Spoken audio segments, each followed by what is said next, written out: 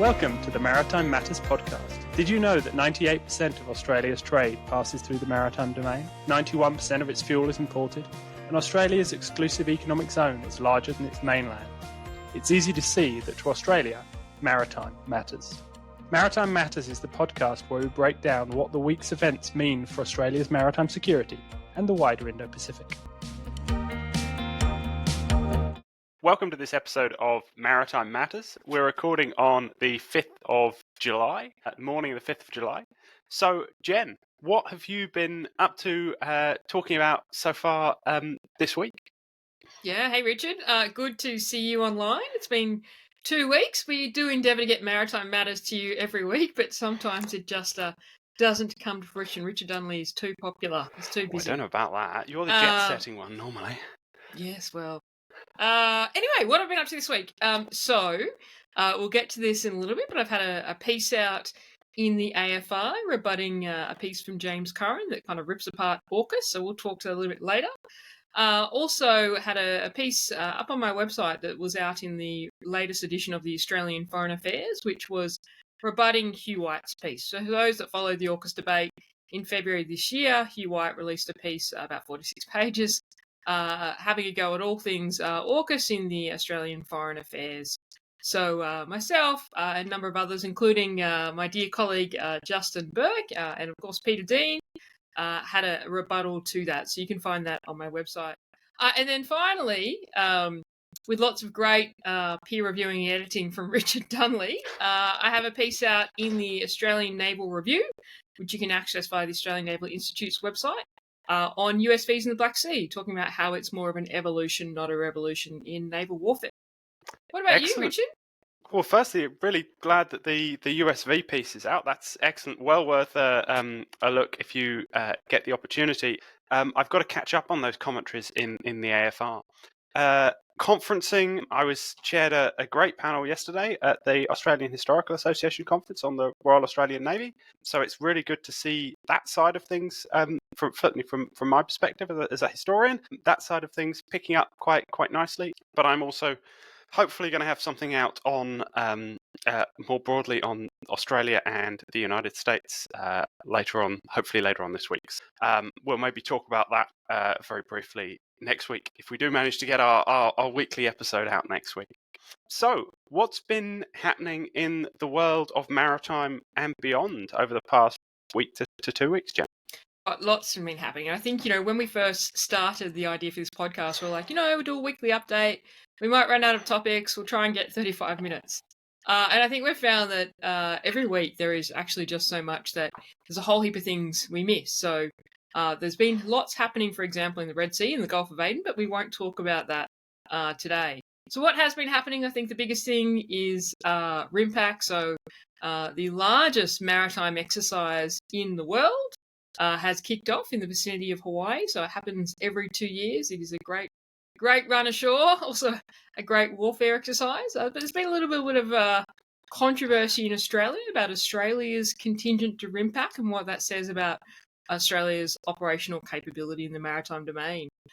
Richard, do you want to tell us a little bit about RIMPAC?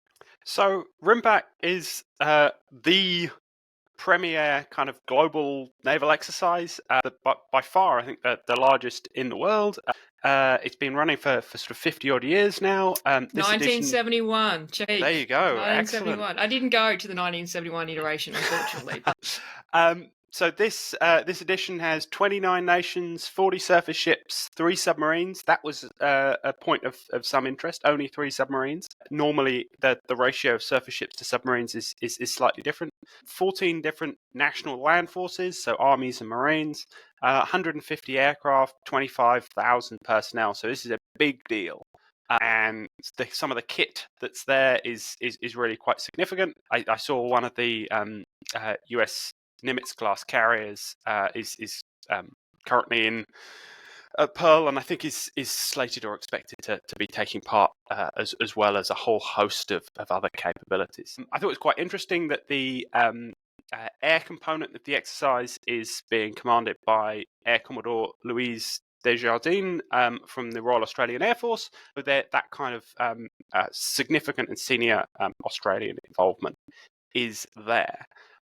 But there has been something of a, I described it as a stoush, or a sort of argument or question being raised about Australian involvement, and I'm gonna handball it to you to see what your hot takes are on this. Is this the fact that Australia is not sending as much as we want? Is this a major issue, or is this a storm in a teacup? Well, I feel like I potentially started this storm on the ABC on Monday. Maybe I didn't, but that seemed to be the first mention of the issue. Before I get to that, though, I just want to talk a little bit more about RIMPAC, because it is fantastic that Australia is commanding the Air Component Commander, and I actually think this is the first time Australia has ever done that. What is interesting, though, is historically Australia is actually in command of the Maritime Component Commander. Certainly, as long as my memory goes, we have commanded that. This year we're not, and it's actually been commanded by the JMSDF, which I thought was interesting, and haven't had the time to do the research, but I think that might be a first. So I think that's interesting. And yes, less submarines, and then predominantly because Australia isn't sending a submarine, which Australia normally does. So I guess getting into the Australian contingent, so Australia sent 320 personnel, including HMAS Sydney and a P8 crew. And why this has kind of raised some eyebrows in terms of participation is because Australia is actually a founding participant of RIMPAC. So joined at the first ever RIMPAC, has actually attended every single iteration of RIMPAC. In 2022, Australia sent its largest contingent. Well, that's what the reporting said at the time. I actually don't think it was Australia's largest contingent, but the reporting said it was. And so in 2022, we sent over 1,600 personnel, 3 ships, P8, and a submarine, or something in the order of that. And in fact, going back to at least 2014, we'd been sending well over 700. And from a ship's perspective, normally it is a tanker, a frigate or a destroyer, and potentially an LHD, or if not, another frigate and a destroyer. And so I think this scaled down contingents, 1,600 last year. In fact, even during COVID. So during COVID in 2020, we made a point of sending 4 ships. Those poor people didn't get any port visits for that long deployment, and that would have been horrendous. And still around 1,600 people. So it is significant that it's quite a scaled down number. And a lot of those numbers actually come from, not all, but the reduction numbers actually come from the Navy support to the exercise. And so I think, is it a big deal that we're not sending a large contingent to RIMPAC? So on the face of things, no. But then when you ask the question about why, I think that becomes a big deal, right? And it's something we've talked about and we already know. But the why is the operational availability of the RAN's ships. So we spoke last time about the 2 tankers that the RAN has, Supply and Stalwart. Both are out of action. Traditionally, the RAN has always sent a tanker to Hawaii, predominantly because it's very hard to get across the Pacific without a tanker. And so really kind of the small contingent in the RIMPAC is kind of the manifestation of what we've always known, which is the reduction in operational availability of the RAN. And so I think it is a real issue. Is it a stoush? I don't know. I think it's just a point to highlight. It was fantastic in February this year to see the increased investment in the Royal Australian Navy's capabilities, so the expansion of the fleet. But I think that it's often glossed over that that's not coming until the 30s, and actually what we're seeing is a reduction and a fleet that's hurting at a critical time. What are your thoughts on it? Why do you call it a stoush? Maybe I used the wrong word there at this early time in the morning, but it seemed like there was quite a little bit of media interest, and then a number of politicians and others jumped on the bandwagon to try and use this as a stick with which to beat the current government, which I found frankly rather amusing, considering none of these decisions that are sort of playing out in terms of the operational availability of the RN have any particular relationship or specific relationship to this government. Indeed, a lot of them don't have much relationship to the coalition government before them. So you can be going back at least a decade, if not more. The idea that these are this is something that is Miles' fault, I found frankly a bit absurd. And then having some of the former defence officials who were involved in defence at the time many of these decisions were made, coming up and saying how dreadful it was, I find perhaps slightly hypocritical. But maybe I'm being harsh. I don't know. No, I think you're right. And I, to give a bit of a plug, there was an ABC fact check out last week by Matt Moran, and we'll put it in the show notes, that quotes a number of esteemed naval thinkers, including Peter Jones, Jack McCaffrey, and I think Jen Parker's in there somewhere. I don't think she's an esteemed naval thinker, but she's in there.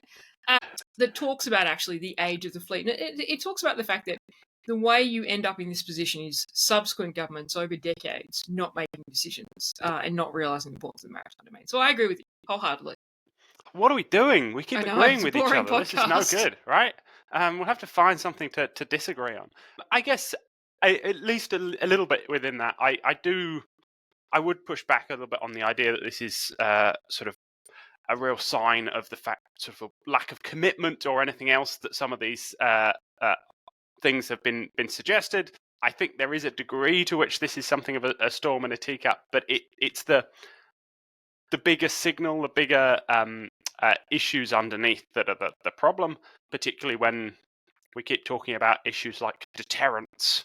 We love talking about deterrence, but deterrence comes from capability. And if you keep effectively signaling that you don't have that capability available, that is a problem. So I agree, and I think we also just need to make the quick point that it's not just about numbers of ships. I mean, there is a problem in terms of the numbers of surface combatants. There's no problem in terms of the operational capability of the replenishment ships.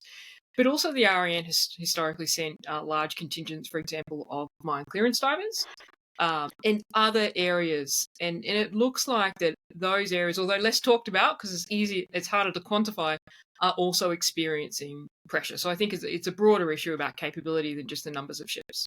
Yep. And ultimately, a lot of it comes down to people. What else, Jen, has been happening in the region over the past week or so that's caught your attention? You're right. Look, there's been a couple of interesting things. One that just kind of warrants a passing mention, but it looks like the first trilateral between Japan, Australia, and the UK actually took place in the Pacific with HMS Tamar, so one of the UK's OPVs that's deployed to Singapore under the Indo-Pacific tilt. I wonder if that'll stay after the elections occurring today in the UK, but who knows? Had an exercise with a JMSDF vessel that's heading to the Pacific, and also HMAS Chills. So I thought that was interesting. I think the other big major thing that we need to talk about is that there were talks between the Philippines and China this week, which I think is really, really good.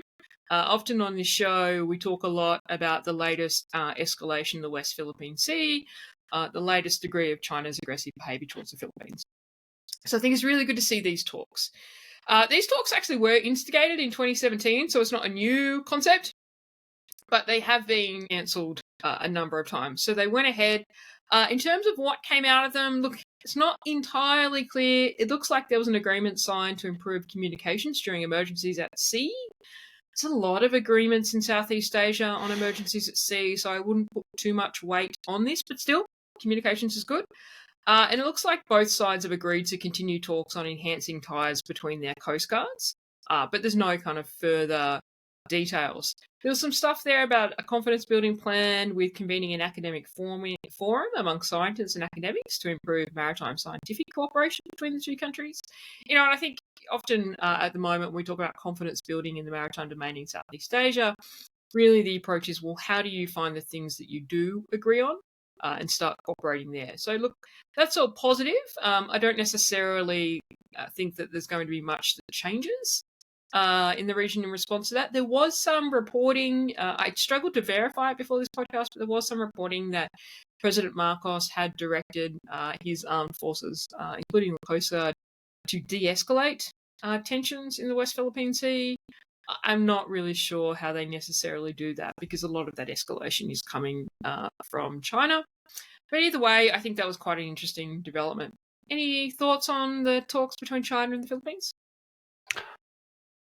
I mean, I'm deeply skeptical about a lot of the specific outcomes of these kind of things. I'm an academic forum amongst scientists talking about marine scientific cooperation. Well, you look at what a lot of what's happening on these kind of reefs, marine scientific cooperation doesn't seem to be top of anyone's particular agenda.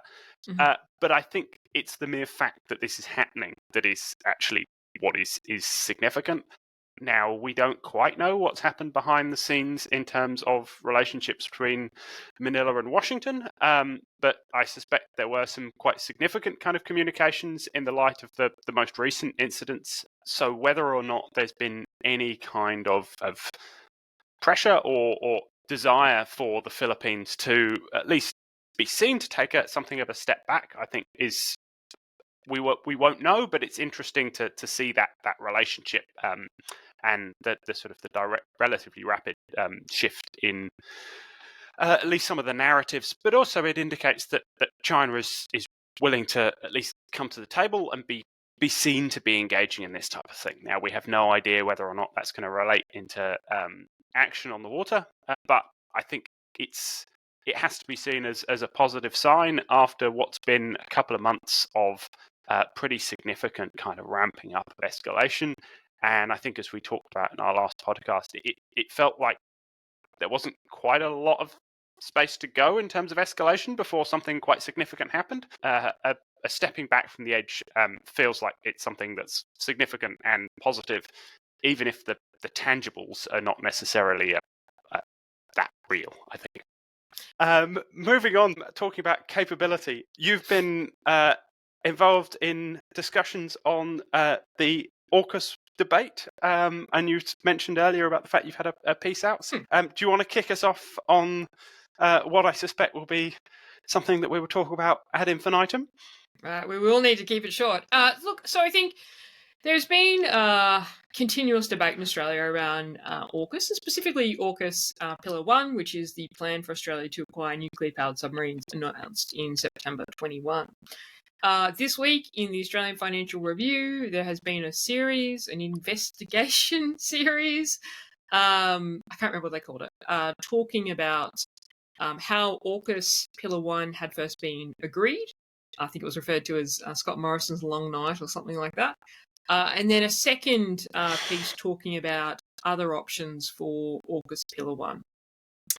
I think for the first piece, I'd recommend to all of you to read it. I think it's really important to see all ends and all sides of the AUKUS debate. It's a very expensive project. It's a very risky project. I thought the first piece really did a bit of discredit to the Department of Defence. It's easy to throw stones at the Department of Defence, but the assumption that there was very limited analysis before that decision, I think, is a little bit unfair. I know you might have different views, and the assumption that it was just a Prime Minister's thought bubble, I think, also is unfair. And I think you've got to remember agendas too, right? So when you read these pieces, with no disrespect intended to our previous PM, we are seeing a lot in the AUKUS debate, whether it be Malcolm Turnbull or Scott Morrison, PMs trying to shore up their legacy, right? And so for me, there was a lot of this was my great idea, etc., from the PM. And I talk about this all the time with AUKUS, but for me, the nuclear-powered submarine debate in the REN and the ADF actually goes back a very long way. So it's been a long discussion. The second one proposed a plan B from a group called Submarines for Australia. I think that's a new name for that group. I've heard of this group before, but I hadn't heard of them going by that name until I saw the piece. And effectively, they say that the current optimal pathway, which is challenging, right? It is challenging, and I don't think that the view that we'll have Collins class operating until the late 30s is probably likely, but still, I don't think we need to. It proposes a plan B where instead of buying Virginia class submarines in the 30s, so the 3 that we're planning to get from 2032, and then building SSN AUKUS with the UK, it proposes that we just get a license from the US to build Virginia class Block 7 in Australia in the 30s and have the first one in the water from 2038. My piece that came out kind of attacked the series on 2 points. The first point, which I think I might have even stolen the idea from you, Richard. I want to put that up there. Richard had a really good piece out with USSC in the AUKUS debate series, and I think that you and I have discussed it a bit. But it was talking about how much skin in the game the UK really has in AUKUS. And I thought that in the investigation series, they kind of said, oh, well, this is not really that important to the UK. We're just propping up their industrial base. They don't matter. So my piece really talks about the fact that, one, the AUKUS SSN is crucial to the UK's strategic deterrent. I won't get into all of that, but read the piece. And two, the UK's involvement is crucial to Australia for many reasons. But the key reason I talk about in the piece is the fact that the UK was obviously influential in influencing the US to agree to this decision, and previously the US had declined. In fact, a number of times in our history, the US had declined. And the UK, I've said, is like an insurance policy, because when you have a trilateral with invested partners, it's much harder to pull out than when you have a bilateral with the US. Those are kind of the key points. Read the piece. Richard, what's your take on the investigation series? So I have slightly different views on the origins of AUKUS to you. I am not a huge fan of the way in which the decision was made. I don't agree with the analysis. I must say that I think there was sort of clear, coherent thinking behind this. If you look at the scale of the decision, this has fundamentally shifted Australia's foreign policy, Australia's grand strategy, on Australia's industrial policy, and ultimately it comes out of a decision taken around a single part of defence capability. Mm-hmm. We know that there wasn't a lot of consultation about impacts on foreign policy, for example. Mm-hmm. Scott Morrison openly kind of celebrates that fact, which even that, to my mind, is sort of deeply problematic. So I have a lot of issues over how the decision was made. Whether or not it's the right decision is a very different question as to whether the decision-making process was correct. And I think that's an important kind of distinction to draw. The Plan B stuff that was outlined in the second piece, I think, is a pipe dream. The idea of building nuclear submarines in Australia to be operational, commissioned and operational by 2038 seemed like a pipe dream when Scott Morrison mentioned it in 2021, which is why we had this whole debate about interim capabilities, interim submarines, which is how we ultimately ended up with acquiring a bunch of Virginia classes. And the reason why the optimal pathway is so complicated is in many ways precisely because they couldn't work out a way to do this, right? And it's no more plausible now. In fact, it's distinctly less plausible 3 years on than it was in 2021. Mm-hmm. So yep. It's not going to happen. And I don't understand really quite what the drivers are. The desire to cut the UK out, which is sort of to some degree seems to be the main driver, again, is just a bit odd. I'm not saying the UK submarine industrial base is in a great place. It's not. None of the logic behind it doesn't seem to be there. Certainly not in the way it was presented in the AFR. Yeah, interesting debate. I think it's good to be having more debate. I've often flagged that I think that AUKUS, there is a significant debate, despite people claiming there's not one. But one of the big issues is that generally people have been talking past each other. It's good to see more of this. And in fact, with that in mind, people who listen to this might well be interested in a debate that's coming up, I think, next week, being run by La Trobe between Pete Dean and Hugh White, which should be fiery. So if you're interested in that kind of thing, maybe have a look and take a look at that. So just one point, I just want to correct one point on my position, so my position is clear. I know we want to disagree because it makes it more entertaining. I actually don't disagree. Like, I don't think that the development of AUKUS Pillar 1 was optimal. And I really do think it's an example of capability driving strategy. And I think that and the announcement of the fleet review has actually developed an incoherent maritime capability for Australia. But that doesn't belay the fact that I think there was more analysis within defence than James Curran gives them credit for. But anyway, moving on, because we're trying to keep these short. You were talking about the arrival of another kind of AUKUS-related thing, an arrival of the US submarine tender. We love submarine tenders. Well, we do love submarine tenders. In fact, Australia used to have submarine tenders. I'm sure the historian will know the dates and times of that. I don't. But we did used to have them. And there is a genuine question, I think Ewan Graham has raised it, about Is this something that we should consider? And the answer is yes. Late But great James Goldrick was a massive submarine tender fan, so he was. So the Emery S Land has arrived in Sydney. So I mean, this isn't not new. It's been doing a bit of a tour of Australia. It went to Darwin, then it went to Cairns. So it's got about 500 crew, 17 of which are RAN members. And this is part of the plan to increase both defence industry and the ADF's ability to understand and maintain nuclear-powered submarines. So it'll make its way to WA. We know that there's a plan where there'll be a major maintenance period, or sorry, it's not called a major maintenance period, but whatever, medium-level maintenance period, whatever the term is. Some maintenance, in-water maintenance on a submarine, in-water maintenance because we have no dry dock in WA, but that's another controversial point that we won't talk about here. In this year, right? And that's part of the upskilling Australian capability in preparation for Surf West commencing in 2027. So I think that's really cool. And it arrived in Sydney on the 4th of July, which I think is great. There must have been a party. I didn't get invited. I don't think you got invited. So, yeah, offended by that.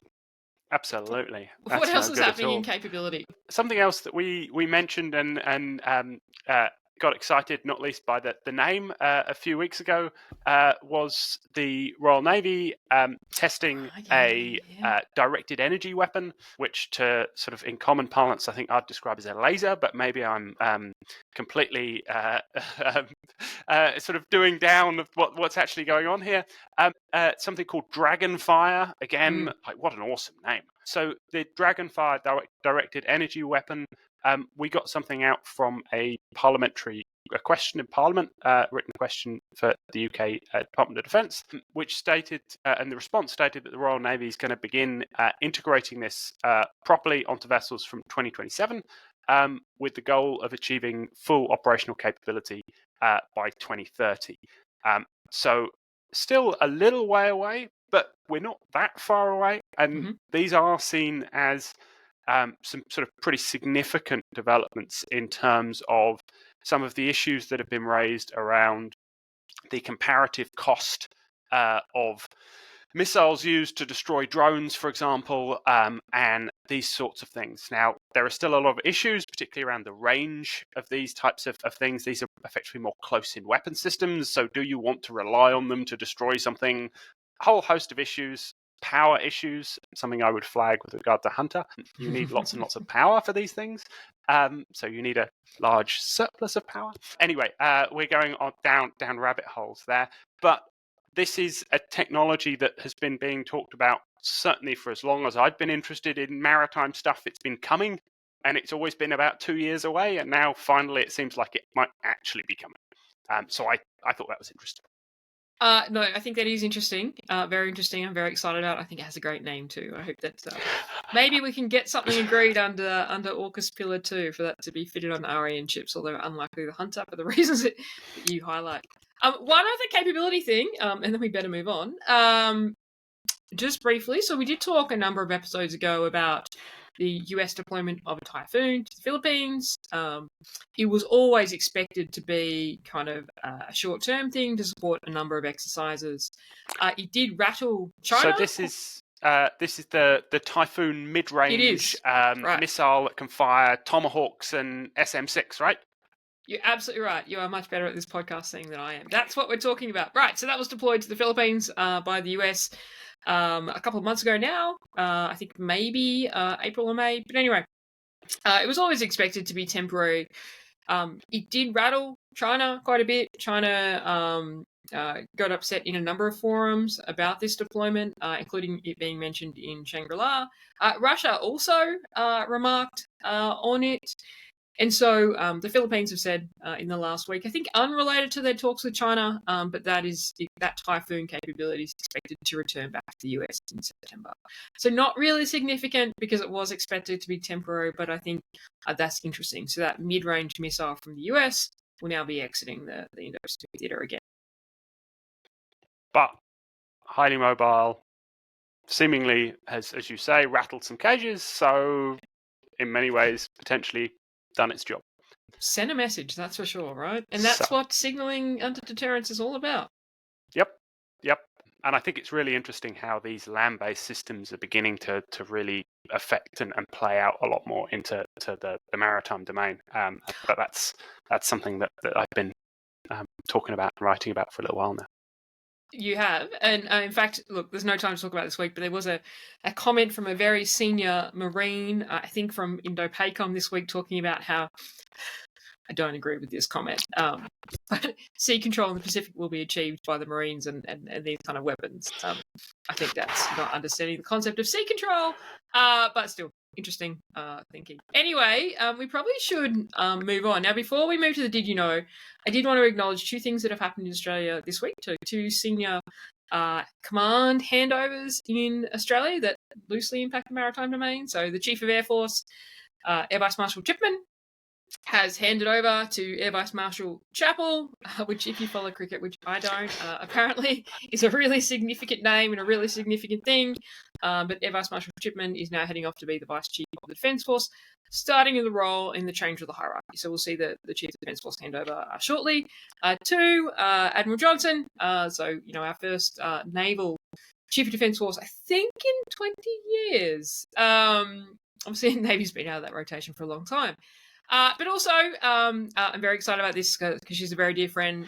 But Major General Susan Coyle is now Lieutenant General Susan Coyle and has taken over from Lieutenant General Fruin as the Chief of Joint Capabilities. And so it's the first time that we have had a female domain lead, which is great. And congratulations to Susan Coyle. It is fantastic to see now 3 female 3-stars in the Australian Army. And we did talk last week in this podcast about my recent piece about whether the other services, particularly the Navy, should start to follow suit. So anyway, moving on to Did You Know? What do you know this week, Richard? So this week we're going to talk a little bit about Australian aviation, naval aviation, particularly the acquisition of aircraft carriers. Many of you may know that Australia did, for a significant chunk of the Cold War, operate aircraft carriers, HMAS Sydney and HMAS Melbourne, and these formed the kind of the core, in many ways, of certainly the early and mid-Cold War Royal Australian Navy. But we think it's quite interesting to be thinking about these kind of evolutions of fleet makeup and fleet balance, and how that then also fits into the sort of perhaps continuation in terms of what it is that the roles that the Royal Australian Navy fulfills. And so when you look at what actually happened, the initial interest from the Royal Australian Navy in aircraft carriers, significant aircraft carriers, sort of starts in about 1944. They had operated aviation before, HMAS Albatross in the interwar period as a seaplane tender. But in terms of fixed wing, proper carrier-based aviation, it sort of kicks off in terms of interest in 1944 when the British offer to loan the RAN a vessel that they can't crew and ask the RAN to crew it. The RAN are absolutely dead set excited at this, and the politicians turn around and say no, because Cabinet is deeply suspicious of British motives, and they think that the Poms are trying to kind of get one over on the Australians.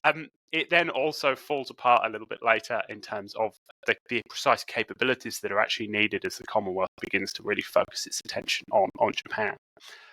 But again, it's quite interesting there that the issues around personnel and the issues around alliance relationships, even within some of the closest alliances. The basic point, though, remains that as the Defence Committee in 1945, they produce a big report basically saying, what do we need? What does the Defence Force, as we'd now call it, need to look like in a post-war era? One of the absolutely central elements of that is the requirement for they describe as a balanced fleet that includes task forces based around carriers and a fleet train to support them.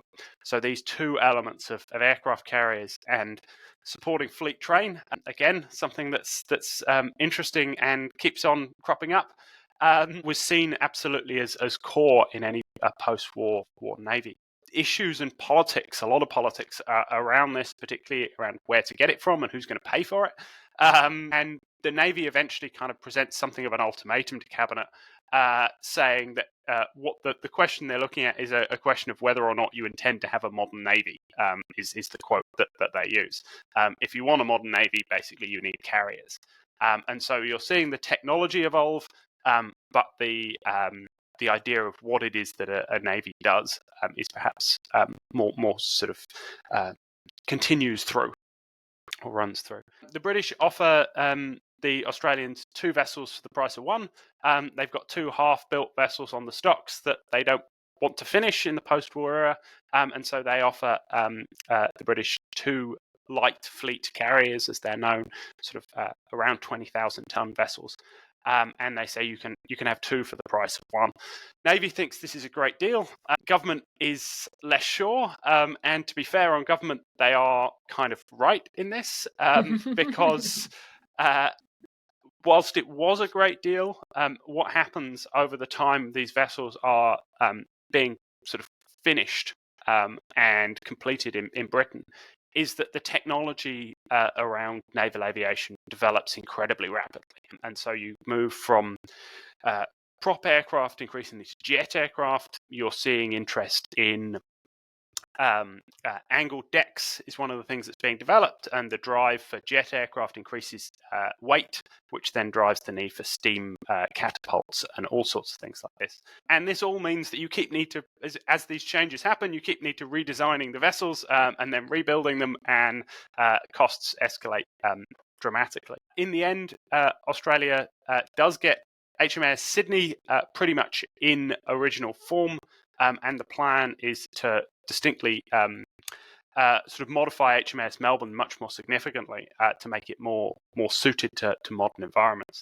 But these things cost a huge amount more, and the capability that they offer is increasingly actually not necessarily all that the Navy wants. And one of the real challenges for Navy is to accept that these things are not full fleet carriers.